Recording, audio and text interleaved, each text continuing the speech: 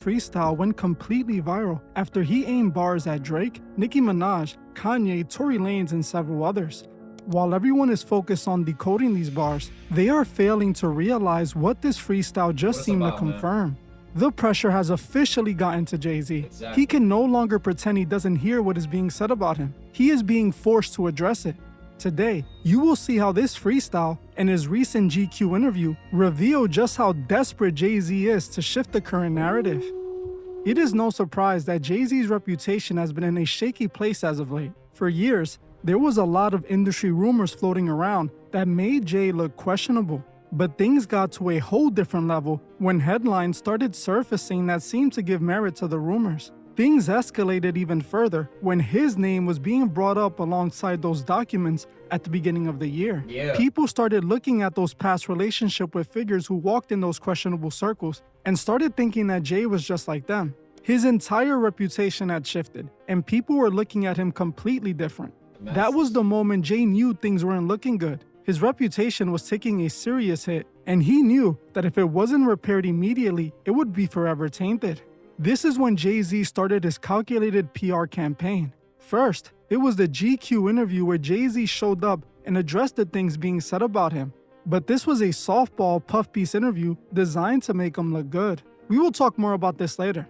Now his second attempt is this freestyle He where didn't he's go going sit down with nobody that'll actually ask him something that'll make him uncomfortable or give him pushback on anything he's saying. He's talking with somebody that's just saying statements and he's saying his statements and okay, yeah. Now you gotta remember, Jay-Z got the album with R. Kelly, Jay-Z the Aaliyah thing. Now look, I know a lot of folks, rappers and people were doing that in the 90s and the 2000s, but that's one thing. But when you with billionaires, you're not a billionaire by accident, especially if they ain't got no black money. That's why I be telling people saying Jay-Z, oh, he's this, he's that. Jay-Z is nothing to these elites, man. It's only to us that he's super famous. And, well, no, he's pretty famous, but you know what I'm trying to say, bro. Grand scale of things, the world control, he's not doing that. He's a sector. But I feel like Jay-Z been good to the industry, so I don't think they're going to do him like they. But they don't. I feel like they don't care about viral that for either. aiming bars at several rappers. This was the exact moment it became clear everything is getting to Jay-Z. Let's break down these disses and what he said.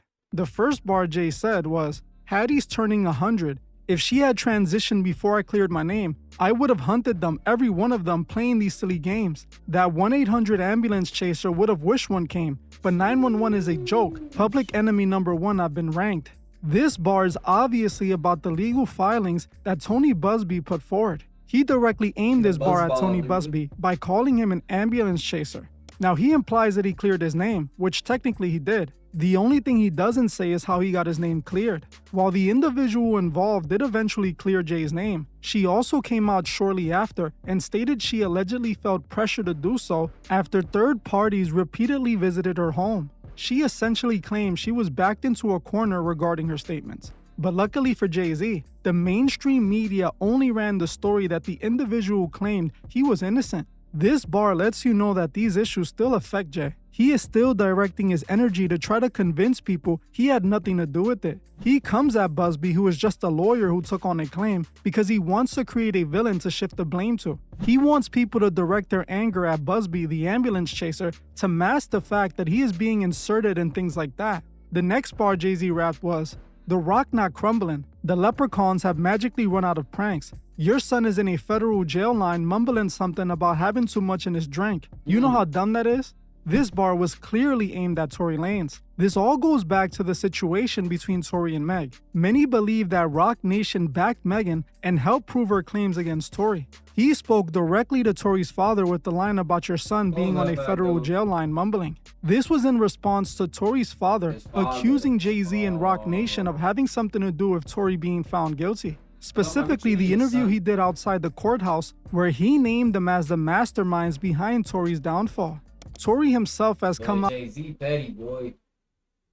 That's what I'm saying. Not even petty. It's just like, you know, sometimes you'll see a video like him, Jay-Z. Bro, Jay-Z sat. That means Jay-Z sat there and was watching us. heard it.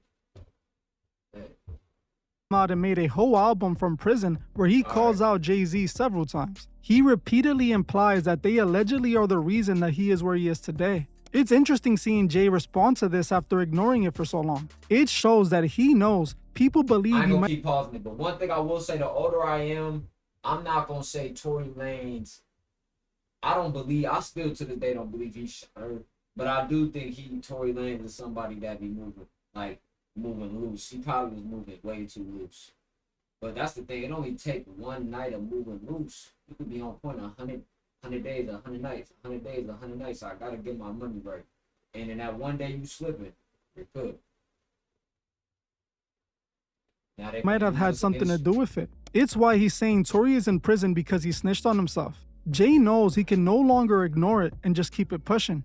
Now, this next bar was clearly a direct shot at Nicki.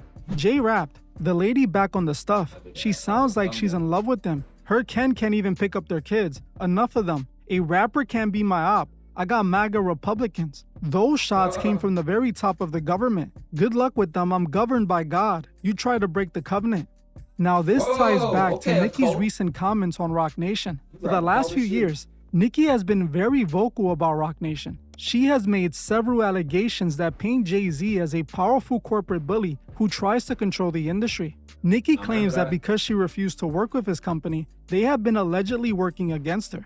She believes they have been utilizing all types of shady methods to block her industry success. A few months back, she went on a Twitter rant where she unleashed on Jay-Z. She even pointed out his long history of dating girls who are a lot younger than him. Nicki has made it clear she believes Jay-Z is the boogeyman of the industry. But in this freestyle, Jay is telling you not to listen to her because she's on the stuff and is working for the red side. This line was obviously pointing to Nicki's recent conservative shift earlier this year.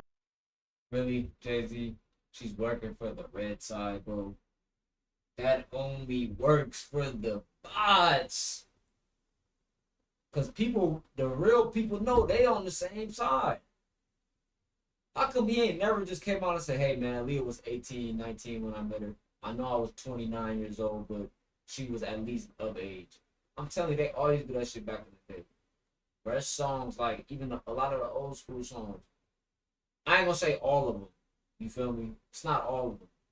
Like, you got the Barry Whites, he just singing to his wife and stuff, but it's a lot of artists, I don't know. Now, I can't say the Isley Brothers. I fuck with the Isley Brothers. But it's a lot of people that just be singing like, "We gonna go to her school, pick her up, ooh, ooh, ooh." And it's like, whoa. And that's a thin line. It's like only, I ain't gonna speak on it, man. That's just sensitive, bro. But, yeah. Why didn't you just address, like, what she actually was talking about? Or like, "Oh man, I ain't doing no industry shit. I ain't no damn Illuminati." Like, but he understand he get power. He will do his die will. He know, like, the more you talk about this shit, the more mystery behind it, the more potent it get. But again, this is just Jay-Z trying to shift the blame and paint himself as the victim. Earlier with the Tony Busby situation, he paints Busby as an ambulance chaser who came after him for no reason. Jay was the victim of a greedy money grab. Now Nicki is the loony woman who's working for the right to bring him down. Jay wants you to desperately see him as the victim who is being attacked by jealous people who want what he has. He wants you to think he did nothing wrong. It's why he strategically chose to respond now after months of these allegations being out there, because he knows people are starting to believe Nicki. This freestyle connects directly to his recent interview. The first thing Jay-Z addressed in his GQ sit-down was the claims against him. Now, while Jay-Z technically addressed it when it first broke, it was through a cold, calculated written statement, the kind penned by a high-priced legal team to minimize damage. This 2026 GQ feature was his first time speaking on it in person, and what he said tells you everything you need to know. When questioned about the nature of the situation, he claimed he was heartbroken and filled with uncontrollable anger. He argued that because of his street codes, he could never be capable of what he was accused of. Again, Jay-Z was just painting himself as the victim that people were coming after for no reason. He never once addressed the actual claims or why he believes he was thrown into this conversation to begin with. He also doesn't talk about how his name was actually cleared. And the worst part about it is that the interviewer did not push back at all. They just set up the questions so Jay-Z can paint himself however. Nigga Jay-Z said, like, whoa, relax, bro. We get it. You're a cult mason. These are just mudras too. These are all hand signals, mudras. They flip all the sciences, man. They flip all the sciences. All these mudras, man. You know, shit like that. Those are mudras, you know. He wanted. This wasn't a standard interview. It was a masterclass in PR damage control. They wanted to ensure that every single person who clicked saw Jay-Z clear the air immediately so they can spend the rest of the time talking about whatever else he wanted. This shows how much the pressure is finally reaching the top. Think about how Jay-Z spent years not responding to anything said about him. Yeah. Despite all the rumors, he remained unbothered. But clearly, that is all changing. Too many people are saying the same things about him. He is not able to escape the claims because they're so prominent. We have to remember Jay-Z isn't just a hip-hop mogul. He has entered the world of corporate America and is one of the faces of the biggest performances in America, the Super Bowl. That connects his brand directly to the NFL, which means he must keep his reputation positive. Everything is building up against Jay. The claims, the rumors, the legal issues, it's all piling up, and chances are those higher-ups are ordering him to fix it. They have likely told Jay he is no longer the positive cultural icon he once was. Now, people are starting to see him as a shady corporate sellout who uses everyone who comes in contact with him. This is why Jay-Z is so desperate to change the narrative, why he's doing these fake interviews where he's the only one talking, why he's jumping on stage, aiming bars at everyone who dares mention him after he quit rapping years ago. Now, this is what Jay-Z is doing in the public, but what he is doing behind the scenes should be examined too.